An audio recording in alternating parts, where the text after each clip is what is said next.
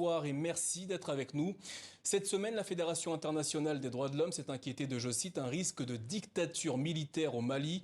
Selon vous, ces craintes sont-elles justifiées ? Bonsoir, messieurs Dosso, bonsoir tout le monde. Et bien sûr que ces critiques ou ces risques sont justifiés à plus d'un titre, parce que d'abord, il y a une privation de liberté par rapport aux droits de l'homme. Le Mali, quand il y a eu le coup d'État le 18 août 2020, l'idée était d'avoir une transition qui ne dure que 2-3 ans, maxi. Aujourd'hui, on ne sait plus quelle est la durée exacte de la transition. Et en plus de ça, on a énormément d'opposants ou des personnes qui sont mises en prison parce que ils ont dit quelque chose sur la transition d'un point de vue de la transition, d'un point de vue de la privation, d'un point de vue aussi de liberté d'expression. Ces personnes-là sont en prison. Donc ces risques-là des hommes des droits de l'homme sont quelque part justifiés. Alors justement, vous parlez des opposants. Les activités des partis politiques ont été suspendues pendant 3 mois avant d'être de nouveau autorisées le 10 juillet dernier. 4 ans après, existe-t-il encore une forme d'opposition face aux actuels dirigeants maliens ? Il y a une opposition qui existe aujourd'hui au Mali, même si cette opposition ne s'exprime pas comme toute opposition libre et indépendante. C'est clair et net parce que le climat politique est aujourd'hui difficile, il faut le reconnaître. Mais il y a une opposition qui existe, d'où le fait qu'une partie des responsables politiques a été mise en prison depuis plus d'un mois maintenant.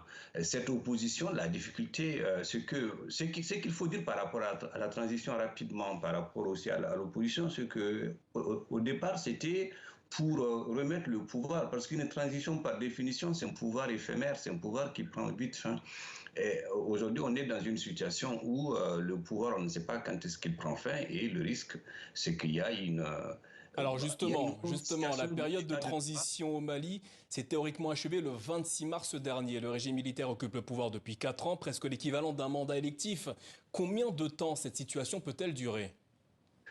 Il est difficile aujourd'hui de dire la durée, combien de temps cela va durer. Moi, tout ce que je peux dire, c'est que cette situation provoque d'abord des tensions entre les Maliens. Cette situation divise davantage les Maliens qui n'en ont pas besoin. Donc, ça crée un clivage politique, social important. Parce que personne ne peut dire ce qu'elle pense de la situation sans qu'elle soit transmise devant les différentes juridictions. Ça, c'est imprimé. Et un dernier point par rapport à votre question, ce qu'il est important pour moi de souligner, c'est que il y a un risque aujourd'hui de confiscation de l'état de droit de la démocratie, malheureusement, pour lesquels les Maliens se sont battus il y a une trentaine d'années maintenant. Et ça, ce n'est pas, ça pourrait desservir, j'utilise le conditionnel, ça pourrait desservir l'exécutif actuel. Alors, vous parlez de risque. Le 25 septembre 2023, le gouvernement de transition a annoncé le report de la présidentielle initialement prévu en février 2024. Ce nouvel ajournement est-il le signe d'une transition à durée indéterminée ? Bien sûr, la transition, aujourd'hui, on peut faire l'hypothèse qu'elle est à durée indéterminée parce qu'il n'y a aucun chronogramme, il n'y a aucune politique au sens de convocation du collège électoral ou de pourparlers mis en place pour créer une espèce de rassemblement dans la perspective d'organiser des élections démocratiques. Donc, on peut parler d'une transition indéterminée parce qu'on ne sait pas quand est-ce qu'elle va finir. Il n'y a rien qui dit la fin de la transition, malheureusement. Donc, vous avez parfaitement raison d'utiliser le terme de transition indéterminée. Je dirais même, on n'est plus en transition, on est dans un pouvoir qui est un pouvoir militaire, tout simplement. Alors, cependant, avant de rendre le pouvoir aux civils, ne faudrait-il pas régler la situation sécuritaire, sans quoi certaines parties du pays risquent de ne pas pouvoir participer à de prochaines élections ? La situation sécuritaire, je pense, c'est une situation qui est présente et qui sera présente même après ce pouvoir, que ce soit le pouvoir militaire ou politique.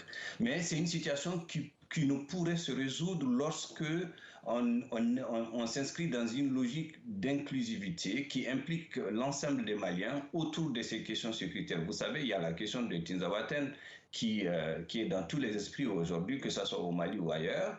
Mais Tinzawaten fait référence à l'attaque dont étaient victimes les forces armées maliennes, accompagnées de leurs supplétifs de Wagner. Bien sûr. Le mois de juillet dernier, 26, 25, 26, 27 juillet dernier, qui a fait énormément de dégâts, même si on n'a pas aujourd'hui le bilan officiel en termes d'effectifs de morts, même si tout le monde narre la situation à sa façon. Mais ce qu'il est important de retenir par rapport au fait qu'on met en avant la question sécuritaire pour pouvoir aller vers l'organisation des élections, c'est-à-dire la stabilité du pays. La stabilité du pays, pour moi, est à mettre en relation avec la possibilité d'un pouvoir politique qui, quelque part, permettrait à l'ensemble des Maliens de recouvrer leur liberté, de dire ce qu'ils pensent de la marche du pays, des politiques publiques mises en place, qu'il s'agisse des politiques sécuritaires, mais aussi de développement. La question du Mali, c'est aussi une question de développement. On n'aura pas le temps d'en parler, mais c'est la question de l'accès aux services sociaux de base. Mohamed Amara, merci d'avoir répondu à nos questions ce soir au sujet du Mali, 4 ans après le coup d'État militaire.